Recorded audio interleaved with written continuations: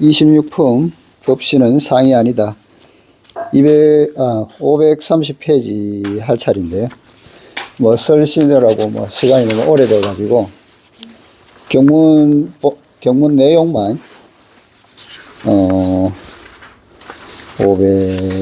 517페이지 경문 내용만 다시 한번 읽어보고 다시 한번 상기하고 들어가도록 하겠습니다. 수보리 의우나 가히 30 이상 관열애부. 수보리여, 그대 생각은 어떤가? 30 이상으로서 열애를 볼 수 있는가? 수보리은 여시 이 30 이상 관열애. 수보리가 말했다. 그렇습니다. 바로 그렇습니다. 30 이상으로서 열애를 봅니다. 불은 수보리 약 이 30 이상 관열애자 전륜성황 적시열애. 부처께서 말씀하셨다. 수보리여, 만약 30 이상으로서 열애를 본다면 전륜성황이 곧 열애이리라. 수보리 백불은 세존 여아해 불소설이 불응이 30 이상 관열애. 수보리가 부처께 아뢰었다. 세존이시여, 제가 부처님 말씀을 이해하기로는 30 이상으로서 열애를 보아서는 안 됩니다. 이시 세존 이설계은. 그때 세존께서는 개송으로 말씀하셨다. 약 이색견나 이 엄성구와 신행사도 불능견열애. 만약 형체로서 나를 보거나 소리로서 나를 구한다면 이 사람은 삿된 도를 행하는 자로서 열애를 볼 수 없다. 예, 여기 법시는 상이 아니다 내용이었고요. 530페이지 전륜성황 들어가겠습니다. 수보리여, 만약 30 이상으로서 열애를 본다면 전륜성황이 곧 열애이리라. 수보리 약이 30 이상 관열애자 전륜성황 적시열애. 여러분은 주의해야 합니다. 불법에는 큰 문제가 하나 있는데 불법을 연구하는 많은 사람들이 모두 이 문제를 등한시하고 있는 것 같습니다. 이제 금강경을 강의하는 기회를 빌려 한번 말씀드려볼까 하는데 바로 무엇을 전륜성황이라 하는가라는 문제입니다. 불경에서는 이렇게 말합니다. 태평성대에 전 세계에서 유일한 태평제왕을 전륜성황이라 하며, 전륜성황은 금륜성황, 을륜성황, 동륜성황, 천륜성황의 4종류로 나뉩니다. 전륜성황에 대해서 장암경이나 구사론 등에서 이야기한 게, 왜 전륜성황인가 하면은 윤보, 그러니까 수레바퀴처럼 생긴 보물, 그거를 윤보라고 하는데요. 그거를 가지고 있어가지고 그 수레바퀴 같은 보물을 돌리는 거라고 해서 전륜성황이라고 이야기를 한다고 합니다. 거기에는 검은 동철 4가지로 나누고요. 그에 상응하는 윤보를 가지고 있다고 합니다. 보통 불교에서 우리 수미산을 중심으로 동서남북으로 4대주가 있다고 하는데, 이 금륜성황은 그 4대주를 다 이끌고요. 그 다음에 각각 내려가면서 을륜성황은 3개주, 동륜성황은 2개주, 그리고 천륜성황은 우리 인간이 살고 있다는 남선부주 1개주를 통치하고 있다고 합니다. 이 전륜성황이라는 사람은 이제 제왕이 갖추어야 할 모든 덕목을 갖추고 있는 사람이라고 합니다. 그리고 30 이상도 구족하고 있고요. 그 윤보 외에도 7보를 구족하고 있다고 합니다. 이 윤보라는 것은 이제 지혜 내지 법률을 상징한다고 합니다. 법의 수레바퀴죠. 그래서 이 윤보로서 사방을 다 복속을 시키고, 이 윤보라는 것은 이제 무기로도 사용할 수 있지만 또 탈 것으로도 활용을 할 수 있다고 합니다.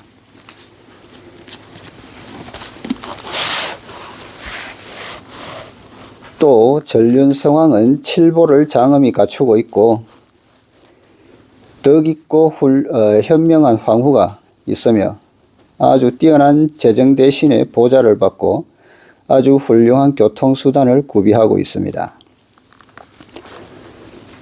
주나라 모광 같으면 가장 뛰어난 제왕이지만 천륜성왕 정도에 해당할 겁니다.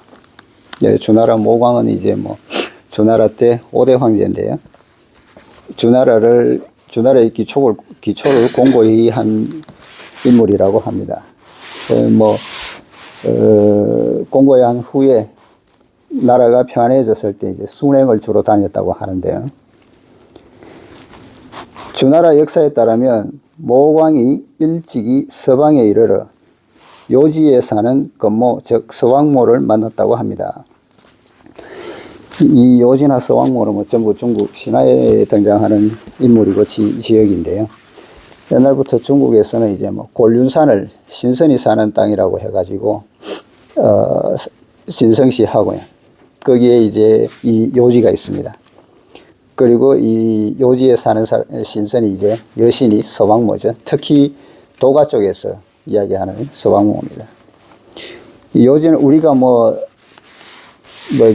유행가도 있지만 세상은 요지경이라고 할 때 그 요지경의 요지가 이 요지를 씁니다. 그리고 요지 뒤에 거울경자를 써서 요지경이라고 하죠. 그래서 세상이 참 묘하다는 비유적으로 표현할 때 요지경이라고 이야기를 합니다. 모광이 어떻게 서방으로 달려가 서왕모를 만날 수 있었을까요? 모광에게는 가장 뛰어난 8필의 신마가 있었기 때문입니다. 바로 팔준도에 나오는 말들입니다. 이 팔준도는 이제 준이 이제 준마준자인데요. 뛰어난 말을 이야기하겠죠. 그 8필의 준마를 그린 그림이 팔준도입니다. 보통 중국에서는 이 팔준도가 8마리 말이 달리는 역동적인 모습을 그려놓은 건데, 이거 이제 성공을 가져다 준 데 가려가지고 많은 가게들이나 사업하는 사람들 사무실이나 그런 데 많이 그려놓는 그림입니다. 소위 팔준마가 하루에 3마리를 달리니 모광이 언제든 다시 오지 않으랴. 팔준 일행 3만리 모광하시 부중내. 요거는 이제 당나라 이상은의 요지라는 시의 뒷구절인데요.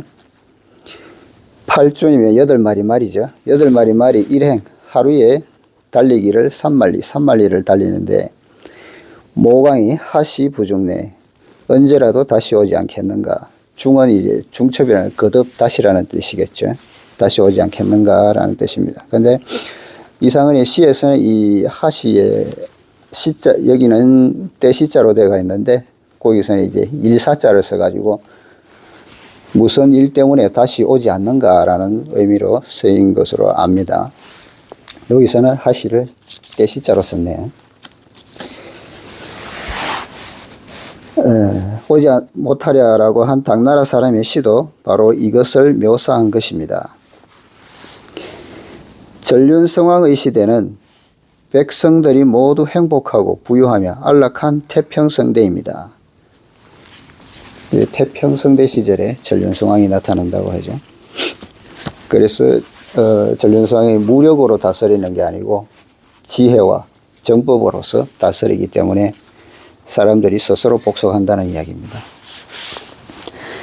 이런 뛰어난 임금은 성세 중에서도 최고의 성세에나 나올 수 있습니다.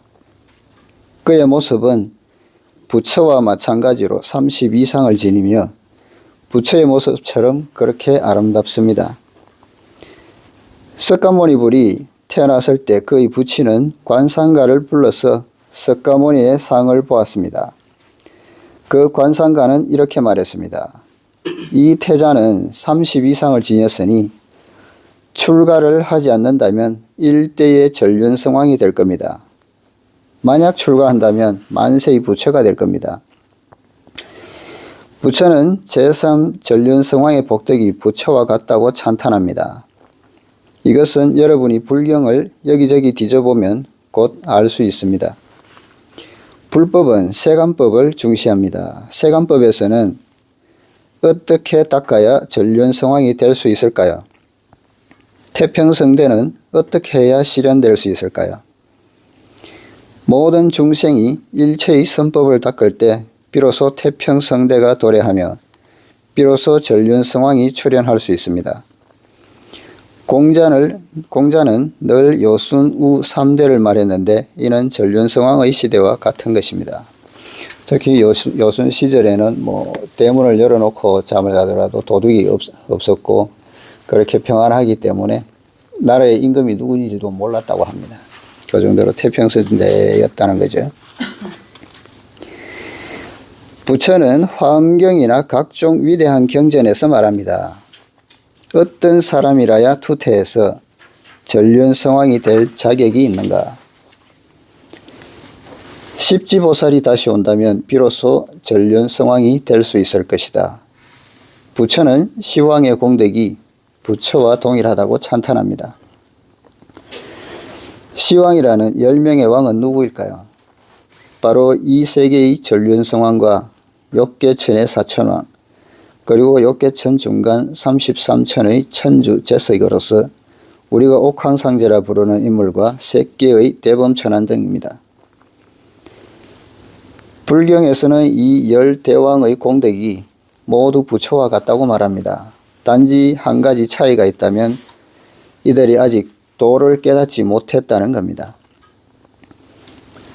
그렇지만 이들의 복덕이나 선행, 지혜는 부처나 거의 같습니다. 그러므로 불경을 연구하면서 여러분은 착오를 범해서는 안 됩니다. 우리가 읽고 있는 이 구절에 대해 많은 사람이 잘못된 이해를 합니다. 불경의 중점은 교육에 있습니다. 중생으로 하여금 일체의 선법을 닦도록 교육하는 것입니다. 우리는 전륜성왕과 같은 복덕이 없다느니 하는 말은 필요가 없습니다. 우리는 전륜성왕은커녕 진흙성왕에도 미칠 수 없습니다. 진흙성왕에도 이럴 자격이 없는데 무슨 전륜성왕을 논하겠습니까? 그렇다면 과연 무엇을 전륜이라 할까요? 한 시대의 역사를 반전시켜서 태평성대가 되게 하는 것입니다. 그렇게 하기 위해 얼마나 큰 도덕과 역량이 있어야겠습니까? 구제하는 것이 어찌 수천만 명에 그치겠습니까? 그러므로 부처와 같은 공덕이 있어야만 비로소 전륜성왕이 될 수 있다고 한 것입니다. 바꾸어 말하면 전륜성왕과 같이 그렇게 큰 복덕이 있어야만 비로소 대철대오의 지혜를 성취할 수 있습니다. 우리는 육조가 그를 모르고서도 능히 도를 깨칠 수 있었다고 해서 우리도 불경을 연구할 필요가 없다고 생각해서는 안 됩니다. 미안한 말입니다만 육조는 오직 하나뿐입니다. 아쉽지만 여러분은 육조가 아닙니다. 육조의 반쪽입니다. 육조는 불경을 읽지 않고도 깨달을 수 있었습니다. 그렇지만 육조는 그 이전에도 없었고 그 이후에도 없습니다. 여러분은 단지 육조의 반쪽일 뿐이기 때문에 그렇게 생각해서는 안 됩니다. 불경은 전륜성왕에게 30 이상이 있으며 그의 공덕이 부처와 동일하다고 말합니다. 달리 말하면 전륜성왕은 대철대오한 육신불로서 일부러 세상에 와서 전륜성왕이 된 것입니다. 그렇다면 왜 그를 부처라고 부르지 않을까요? 이 문제를 이야기하니까 생각납니다만 제가 젊었을 때는 아주 방자하고 오만했습니다. 사람들이 저대로 왜 출가하지 않느냐고 물으면 한 수의 시로 답하곤 했습니다. 그 시의 끝 두 구절은 이렇습니다. 이 몸이 열의 자리에 오르지 않으려 하면 강산을 수습하는 데 역시 사람이 필요함이라. 차신불상 열외자. 이 몸이 열외자에 오르지 않는 것은 수습, 하산, 역, 요인. 하산은 우리 산하, 강산이겠죠. 강산을 수습하는 데 또한 사람이 필요하다.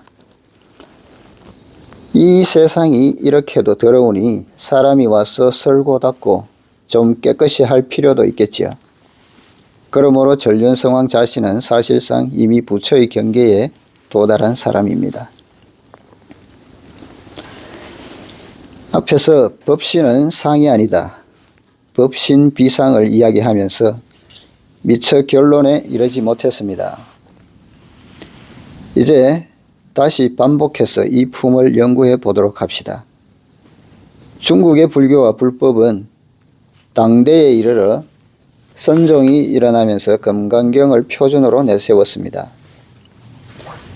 금강경과 선종의 관계는 이 품에서 볼 수 있듯 교수 방법의 특이성에서 찾을 수 있습니다.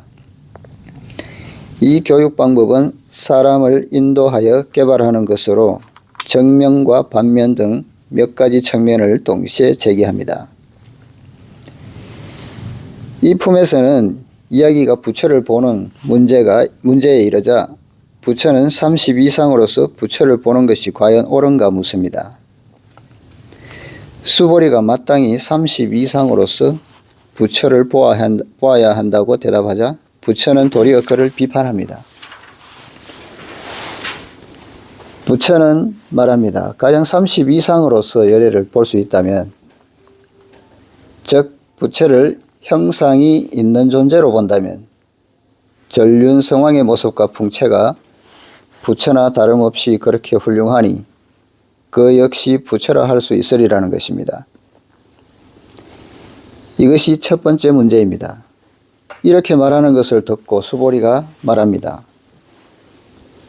그렇게 말씀하시는 것을 들으니 30 이상으로서 열애를 보아서는 안 된다는 것, 즉 색상으로서 부처를 보아서는 안 된다는 것을 알겠습니다.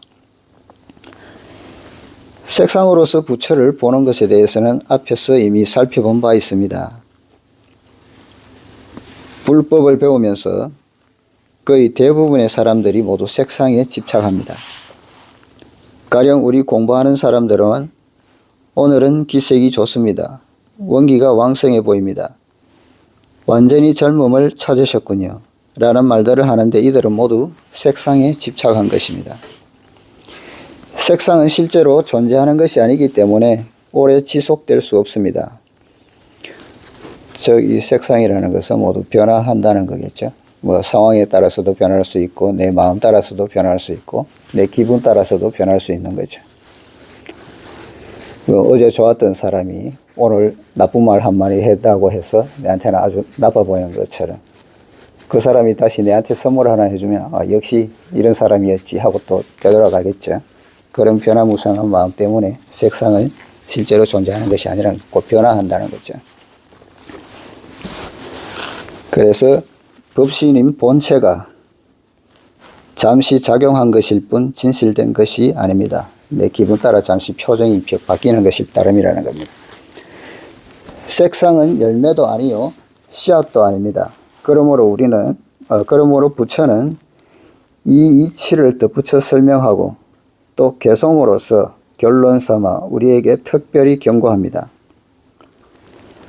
만약 형체로서 나를 보고자 하거나 소리로서 나를 구하고자 한다면 이 사람은 삿된 도를 행하는 자로서 열애를 볼 수 없다. 약 이색견화, 이엄성구화, 신행사도, 불능견열애. 이 이치는 앞에서 이미 살펴보았지만 그 속에 포함된 의미가 아주 많습니다. 무릇 불법을 배우는 사람이라면 모두 한번 깊이 생각해 볼 필요가 있습니다. 두 번째 문제는 이 품에서 언급한 전륜성왕에 관한 것입니다. 이건 역시 앞에서 살펴보았습니다. 일반적으로 불법을 연구하면서 왕왕 불법에 대해 완전히 세속을 초월한 사상으로 해석하기도 합니다. 그렇지만 사실 불경에서는 제3전륜성왕의 공덕을 언급합니다. 화엄경에서도 부처는 말합니다. 단지 십지의 보살만이 비로소 몸을 바꾸어 전륜성왕이 될 수 있고 또 천하를 태평하게 할 수 있다고요. 전륜성왕은 세상에 다시 없는 사람입니다. 역사상 1000년이 흘러야 혹은 몇백 년이 흘러야 비로소 출현할 수 있습니다.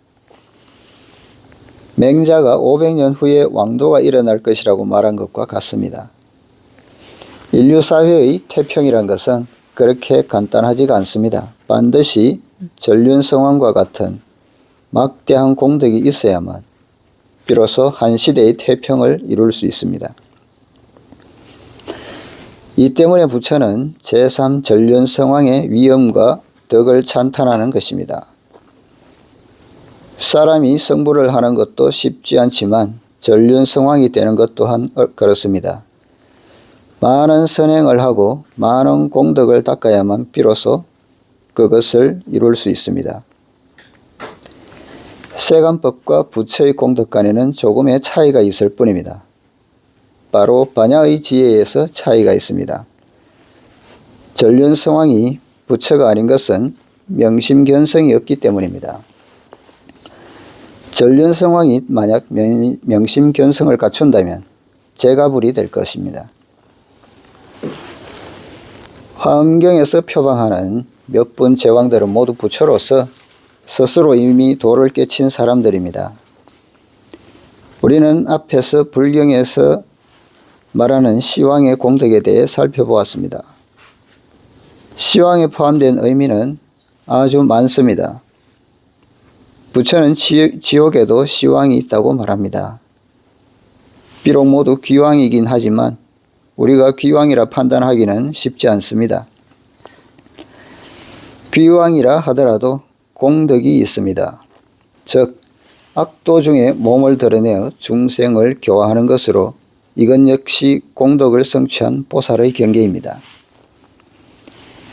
천인경계속이나 욕계천의 사천왕 역시 공덕을 성취하여 천왕이 된 이들입니다. 달리 말하면 사람의 리더가 되어 천하를 태평하게 하는 것도 부처가 되는 것이나 마찬가지로 어렵다는 것입니다. 그렇죠. 한 나라를 다스리기도 없고 천하를 다스리는 것은 더 어렵겠죠. 그래서 우리 한 가정, 최소 단위 나라의 한 가정, 이 가정 하나 다스리는 것도 어렵지 않습니까?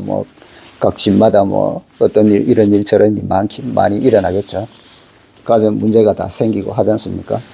그런 가정 하나도 다스리기 힘든데, 나라, 그리고 더 나아가서 이 천하를 다스린다는 것은 더 어렵겠죠. 그래서 공자께서 말씀하시기를 이제 수심제가 치구평천하라고 하지 않습니까? 마음을 다스리고 가정을 다스리고 점점 나아가서 나중에 가서야 천하를 다스릴 수 있다고 한 거죠. 그만큼 전륜성왕이 나오기는 힘들다는 이야기입니다. 다른 점이 있다면 바로 견지방면입니다. 즉 도를 보는 문제입니다. 이 품에서 말하는 바는 형체나 소리로서 도를 볼 수 없다는 것입니다. 바로 금강경 전반에서 말하고 있는 상에 집착해서는 안 된다는 것입니다. 불법을 배우면서 상에 집착한다면 법신을 볼 수 없습니다. 아상, 인상, 중생상, 수자상은 4대 원칙으로서 어떤 상에 집착하더라도 모두 법신을 볼 수 없습니다. 이 때문에 색상으로서 나를 보고자 하는 것이나 소리로서 나를 구하고자 하는 것은 모두 틀렸다고 한 것입니다. 부처는 왜 형체로서 열애를 보거나 소리로서 열애를 보는 것이라 말하지 않았을까요? 왜 고의로 열애라는 말을 쓰는 대신 나라는 말로 표현했을까요? 이건 결코 번역상의 수법이 아닙니다. 소위 명심견성이란 최후로 우주와 동일체가 되는 것으로 만물과 근원이 같은 나를 찾는 문제입니다. 바로 생명의 본원인 나를 찾는 문제입니다. 이것은 소리나 형체 모두에 집착하지 않고 일체에 머물지 않는 것으로 바로 대성의 시민인 무주, 무상, 무원입니다. 머무르지 않고 상이 없으면 원도 없다는 거죠. 여기서 이 명심견성을 이야기하면서 또 하는 말이 이제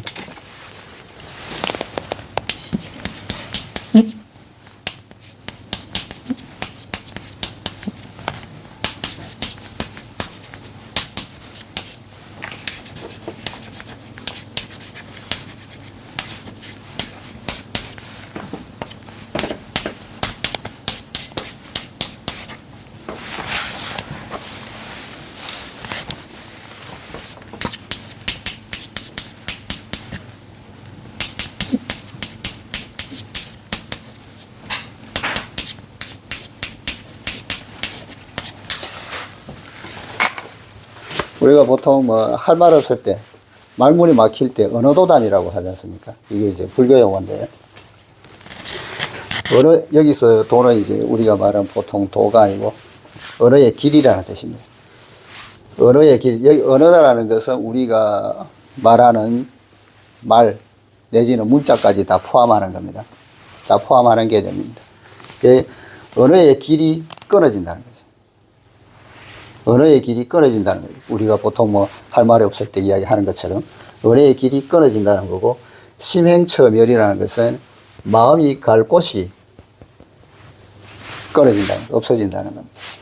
뭐 옛날 가수 노래 중에 내 마음 갈 곳을 잃어 뭐 그런 말도 있습니다만, 심행처라는 것이 마음이 갈 곳, 가는 곳, 그것이 멸했다는 거죠. 그래서 우리 본성, 자성이라는 것은 불가사의 해가지고 어느 말로서, 문자로서 표현할 수 없다는 겁니다. 표현할 수 없을 뿐더러 생각으로도 이러지 못한다는 겁니다. 그래서 우리 자성은 이제 우리 육건으로는, 육건이 나오면 또 우리 육식이 있겠죠. 그것으로는 도저히 다다를 수 없다.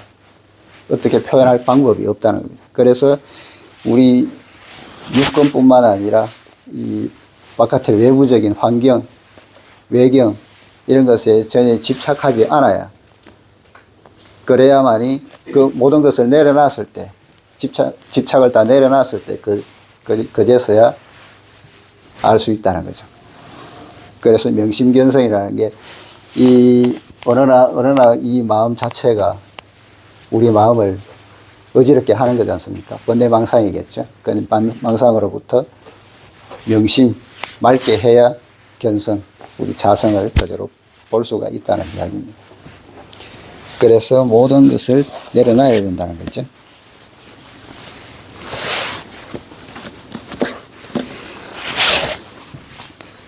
그리고 여기 무주, 머무름이 없고 상도 없고 무원, 원도 없다고 했는데, 요 원은 이제 우리가 소위 말하는 뭐 욕구나 어떤 목적성, 목적 같은 거, 그런 게 없는 게 무원입니다. 그래서 이 욕망을 떠난 상태, 그래서 무원이라고 하는 거죠. 그래서 이 무주무상무원, 이것이 금강경 전반에서 말하고 있는 것이 바로 이 세 가지 요점이라고 합니다. 네, 책으로 돌아갔어요. 금강경 전반에서 말하고 있는 것이 바로 이 세 가지 요점입니다. 이 경계에 이르러야만, 즉 소리나 형체를 떠나야만 비로소 도를 볼 수 있고 진정으로 부처를 볼 수 있으며 또 나를 볼 수 있습니다. 그렇지만 본다는 것은 무엇을 본다는 말일까요? 근본질을 보는 것입니다. 근본질은 실상반야인 법신의 본체로서 바로 이 법신의 본체를 보는 것입니다.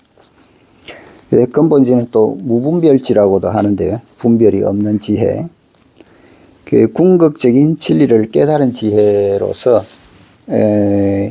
나중에 밑에 나옵니다만 후덕지를 생기게 하는 근본이 되기 때문에 근본지라고 한다고 합니다. 그래서 근본지라고 부른다고 하고요. 일체에 모두 집착하지 않고 일체에 모두 머물지 않는 것은 곧 법신의 본체인 근본질을 보는 것입니다. 그렇지만 대철대오에는 이르지 못했습니다. 아직 후덕질을 보지 못한 것입니다. 이 후덕지라는 것은 이제 근본지에 이른 다음에 그 후에 얻는 지혜라고 그래가지고 후덕지라고 한다고 합니다. 이거는 이제 모든 분별이 끊어진 경지에 이른 다음에 다시 그 분별이 있었던 이전의 차별 현상을 있는 그대로 확연히 바라보는 지혜라고 하는데요. 끊어진 상태에서 다시 이전으로 돌아가는 상태를 말합니다. 선종에서는 소위 세 관문을 돌파한다고 하는데 이 경계에 이르렀다면 첫 번째 관문을 돌파한 것입니다. 바로 후세에서 말하는 산은 산이 아니요 물은 물이 아니다라는 경지인 셈입니다. 당연히 사람은 사람이 아니요 귀신은 귀신이 아니며 어떤 것도 모두 아닙니다. 일체가 모두 아니며 일체에 모두 집착하지 않습니다. 이것이 모든 분별이 끊어진 상태겠죠. 그래서 이 근본지라고 이야기하는 겁니다.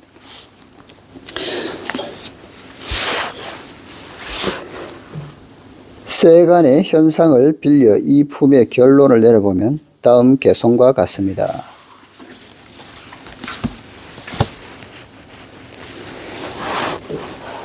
분묵 등장 생관농. 분묵이라고 하면 화장하는 것을 이야기를 하는데, 여자들 분 바른다고 이야기하지 않습니까? 그리고 묵은 먹인데, 요거는 이제 눈썹 그릴 때 사용하겠죠. 그래서 분묵 등장이라고 하면은, 중국의 경극 같은데 보면은 화장을 하고 무대에 등장하는 것, 그거를 가지고 분묵 등장이라고 합니다. 생관농이라는 것은, 생관은 다 악기인데요. 생은 생황이고, 관은 대나무로 만든 관악기겠죠. 피리 같은 거. 생관농이라고 하면 악기 소리가 농후하다는 거죠. 음악 소리가 들린다는 겁니다. 화장하고 무대에 올라 음악 소리 농이거니, 수지 함의 설화중. 누구 숫자입니다. 수지, 누가 알겠는가? 함, 함이라는 것은 이제 동물이 갇혀있는 우리도 함이라고 하고, 또 우리 건물의 난간 같은 거를 또 함이라고 합니다. 함의 설화중, 난간 밖에 설화, 눈꽃이 만발하다는 거죠. 중은 무겁다는 건데, 그만큼 농후하다는 겁니다. 그래서 난간 바깥 만발한 눈꽃을 누가 알리오? 퇴창규견 청량계. 퇴는 밀퇴자입니다. 그리고 창은 창문 창자고요. 규는 엿볼규자입니다. 엿볼규. 규견해서 엿본다는 거죠. 청량계. 창문을 밀어 청량한 세계를 가만히 엿보니 명월노화 부정종. 빨간 달과, 명월은 빨간 달이겠죠. 노자는 갈대로자입니다. 노화는 이제 갈대꽃이죠. 부정종, 종은 종적 종자고요. 자취 종자. 명월노화가 자취가 정해져 있지 않다는 거죠. 오만대 다 있다는 겁니다. 빨간 달빛 갈대꽃이 어디 없이 피었으라.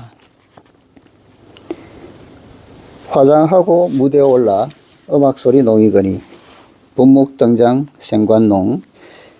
사람이 이 세상에 사는 것이나 일체 만유가 이 세상에서 살아가는 것, 이 모두가 연극입니다.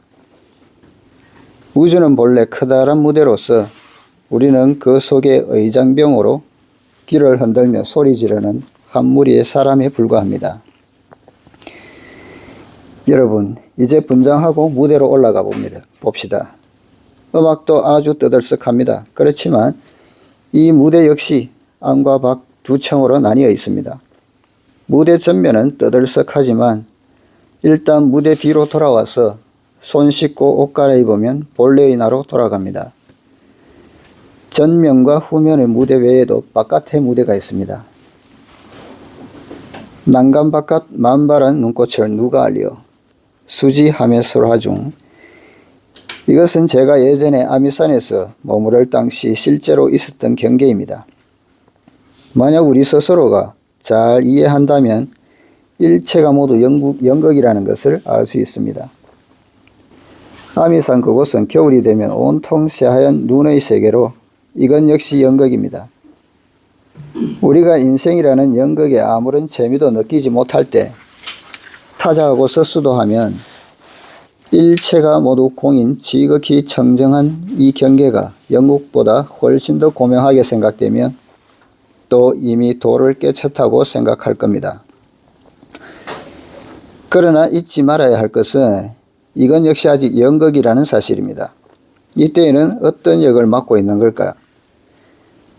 웃기는 이야기지만 여러분은 선임 역을 맡아 출가한 연기를 하고 있는 것입니다. 마음으로 이미 출가해 버렸습니다. 일체가 모두 공이니 현재로서는 이것만이 제일 좋습니다. 이건 역시 연극입니다. 그렇지만 이 연극은 다릅니다. 창밖은 너무도 청량하여 눈꽃이 만발한 하나의 무대입니다. 여러분은 이 색상에 미혹되어서는 안 됩니다. 만약 이 청정한 색상에 미혹된다면 영원히 도를 이룰 수 없습니다. 이 때문에 명대선종의 감산대사는 이렇게 말했습니다. 요 감산대사는 명나라 말기 사람인데요. 선종을 부흥시킨 인물이라고 합니다. 그리고 이제 유불선, 유가, 불교, 도가의 3세계 사상을 융합하자고 주장한 사람이기도 하고요. 가시밭길 속에는 발을 옮기기 쉬우나 달빛 휘장 아래에서는 몸을 돌리기도 힘들다. 형극, 총중, 하각, 이, 월명염하, 전신난. 형극은 이제 가시나무를 이야기하는데 가시나무 형자에 가시극자입니다. 그리고 총은 떨기 총자인데요. 요거는 이제 뭐 덤불, 숲이라는 뜻입니다. 그 형극총이라고 그러면 가시덤불을 이야기하겠죠. 가시덤불 속에서는 하각이 발을 내려놓기 힘들다. 하각이 발을 내려놓기 쉽다. 여기서는 쉬울 이자입니다. 그게 발을 옮기기 쉽다는 소리죠. 그리고 월명염하 전신난. 밝은 달의 발염자입니다. 그 달빛이 발처럼 내려오는 거, 그거를 월명염이라고 하는 겁니다. 월명염하 전신난. 몸을 돌리기 어렵다. 사람이 불법을 배우는 데는 도처가 모두 장애입니다. 온 땅이 모두 가시밭길 같아서 사람을 찔러댑니다. 일반적 관점에서 본다면 가시밭길 속에서 발을 옮기기는 무척 곤란할 겁니다. 그렇지만 수도하기를 결심한 사람이라면 이런 상황이 그리 대단하게 느껴지지 않을 겁니다. 기껏해야 온몸이 찔려 상처투성이가 될 뿐입니다.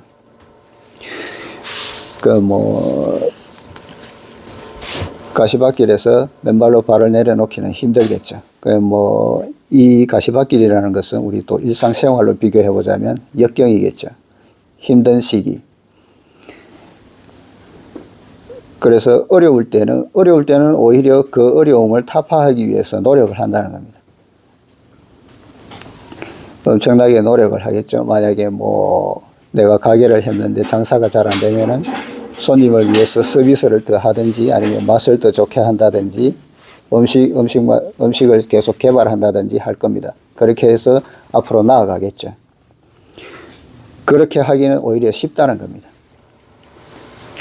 그런데 이제 뒤에 나오겠지만 월명염하 전신난이라는 것은 이제 순경이겠죠. 역경 반대, 좋을 때. 그럴 때는 오히려 거기에 안주한다는 겁니다. 안주해버리기가 쉽겠죠. 앞에서 가게가 안 될 때는 그렇게 노력을 하고 벗어나려고 노력했었는데 어느 정도 궤도에 올려놓고 나서는 이제 안심하게 되면서 안주하게 되는 겁니다. 그렇게 해서 손님들에 대한 서비스도 낮아지고 떨어지고 음식 개발도 안 되고 하면은 나락으로 떨어질 수가 있겠죠. 그럼 제일 어려운 건 어떤 것일까요? 달빛 휘장 아래에서 몸을 돌리는 것입니다. 자신과 자신의 몸까지 완전히 잊어버리고 공을 정득하여 청정하고도 청정한 상태에서 입정에 들지 않고 청정한 그 경계에 들지 않고 사람으로서 차마 행할 수 없는 것을 행하려 하고 차마 참아낼 수 없는 것을 참아내려 하는 것입니다. 그 망망한 고해 속으로 들어가서 세상을 구하고 사람을 구하려고 하는 것입니다. 이 앞에서 나왔던 선자화상이나 선자화상도 깨침을 하고 나서 이제 강가에 가서 배사공을 했죠. 배사공하고 그 포대화상도 마찬가지로 포대 들고 다니면서 제도를 한 사람이고 또 제공 또한 그렇고요. 거지 같은 생활을 하면서도 사람들을 돕고 제도하고자 했습니다. 그래서 고해 속으로 들어가서 세상을 구하고 사람을 구하려고 노력하는 것입니다. 이것이 제일 어렵고도 행하기 힘듭니다. 이 때문에 대성에서는 소성 대아라함과의 정덕이나 청정한 경계의 정덕, 정토의 경계에 이르는 것을 계율을 범한 것으로 여깁니다. 그것은 선정에 탐닉한 것으로 이렇게 되면 공덕이 원만할 수 없기 때문입니다. 감산대사의 위 두 구절에서 경고합니다. 이때가 되면 되돌아 나올 생각을 하기가 아주 어렵다는 겁니다.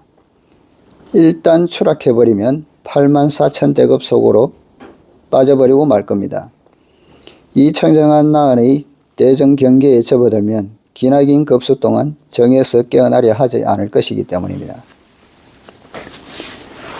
창문을 밀어 청량한 세계를 가만히 엿보니 퇴창규견 청량계, 정에서 깨어나려 하지 않는 것은 구경이 아닙니다. 궁극의 경지가 아니라는 겁니다. 보리 후덕지는 근본적으로 아직 그림자도 비치지 않았습니다. 단지 청정한 법신의 일면만을 보았을 뿐 법신의 작용을 보지 못했습니다. 만약 우리가 청정의 경계에서 다시 한번 돌아선다면 창문을 열고 이 천지를 볼 수 있습니다.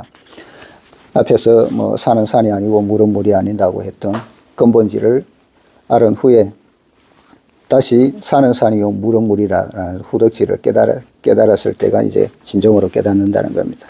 그래서 창문을 열고 청량계를 본다는 거죠. 그 깨닫고 난 뒤에 산은 산이요 물은 물이라는 것은 처음에 깨닫지 못했을 때 산은 산이요 물은 물이라는 것과 완전히 다른 세계가 되겠죠.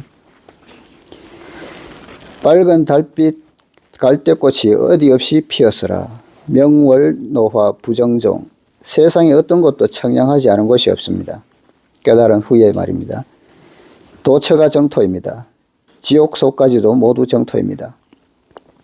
진정으로 법신을 알게 되면 이 몸이 진정으로 철저히 무주, 무상, 무원의 공의 경계에 이르면 나아감에 이롭지 않음이 없고 번뇌가 곧 보리입니다. 하지만 만약 청정의 일면에만 집착한다면 보리 또한 번뇌가 됩니다. 이처럼 간단합니다. 이 제26품은 상에 집착해서 보려는 것에 대한 비판이었는데 우리는 여기서 왜 후세의 선종이 금강경을 원본으로 채택했는지에 대해 언급했습니다. 그것은 바로 교육방법 때문입니다. 부처의 교육방법을 보십시오. 여러분이 이렇게 말해도 옳지 않다 하고 저렇게 말해도 옳지 않다 말합니다. 빠르게 말해도 옳지 않다 하고 반대로 말해도 옳지 않다 합니다. 옳지 않다고 말하면 더욱 옳지 않고 옳다고 말해도 여전히 옳지 않습니다. 그렇다면 어떻게 해야 옳은 것일까요? 여러분의 것일 때 비로소 옳습니다. 부처의 것일 때 비로소 옳은 것이 아닙니다. 그러므로 금강경 전부는 소위 조사들이 말하는 스스로 깨닫고 스스로 긍정하는 것, 자오자긍을 가르치고 있습니다. 진정으로 반야의 최상을 깨달아 스스로 긍정하기를 요구하는 것입니다. 바로 선종의 조사들이 말하는 낭떠러지에서 손을 놓아 스스로 긍정하여 맞도록 하기 위함입니다. 현의 살수 성당입니다. 성당은 이제 받아들여서 감당하는 것을 성당이라고 하는데요. 이것은 참선을 말한 것입니다. 선을 배우는 사람들은 각별히 조심해야 합니다. 선종에서는 왜 특별히 선이라 말했을까요?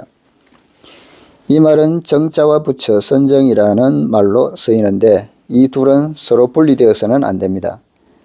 선정에 기초가 없다면 선종을 말하지 말아야 합니다. 개정해가 최고도에 이르면 마치 보통 사람이 만장 낭떠러지 정상에 서 있다가 손을 놓고 떨어져 버리는 것 같습니다. 이렇게 떨어져 버려도 여전히 목숨이 붙어 있을까요? 낭떠러지에서 손을 놓아버리니 스스로 긍정하고 스스로 책임지며 떨어져야 합니다. 최고로 고명한 것은 곧 최고로 평범한 곳입니다. 어떻게 해야 이 경계에 이를 수 있을까요? 이해를 해서 되는 것이 아니라 끊어버린 뒤 다시 소생해야 합니다. 한번 크게 죽어야 합니다. 당연한 이야기지만 수면제를 먹고 크게 죽는 것이 아니라 한 차례 공부를 해서 크게 죽은 뒤 다시 소생해야 합니다. 그 물리적 죽음이 아니라 정신적인 죽음이라는 이야기입니다. 보통 우리 철학자나 과학자나 어떤 사람들이 무슨 이론이나 사상을 이야기할 때, 내 사상을 이야기할 때 나와 상반되는 사상이나 이론이 나왔다고 한다면 그것을 믿기가 어렵겠죠. 근데 내 사상이나 이론이 하나하나 그 사상에 의해서 하나하나 깨질 때마다 그 완전히 깨지고 나서야 그것을 완전히 받아들일 수가 있겠죠. 그래서 내가 가지고 있는 모든 사상이나 이론들이 완전히 죽고 난 뒤에야 새로운 그 사상을 받아들일 수가 있는 겁니다. 그렇지 않고 조금이라도 남아있다면 의문을 가지겠죠, 항상. 그래서 완전히 죽었다가 다시 깨어나야 된다는 이야기를 하는 겁니다. 그래서 현의 살수라는 이야기를 하는 거고요. 내가 가진 모든 것을 완전히 끊어지고 나서 새롭게 소생한다는 이야기입니다. 그게 저루제소고요.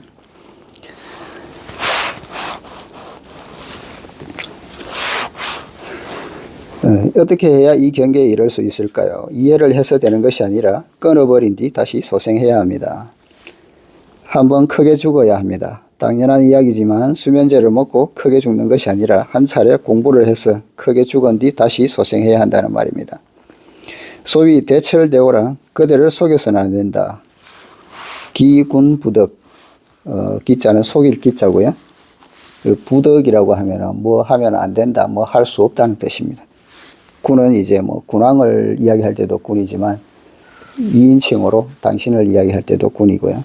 그대를 속여서는 안 된다는 것입니다. 이것은 입으로만 말하는 이론이 아니므로 사람을 속일 수 없습니다. 가령 다른 사람을 속이고 자신을 속이면서 깨달았다고 말한다면 오늘은 깨달았지만 내일은 지속되지 않으니 그것은 해탈의 구경이 아닙니다.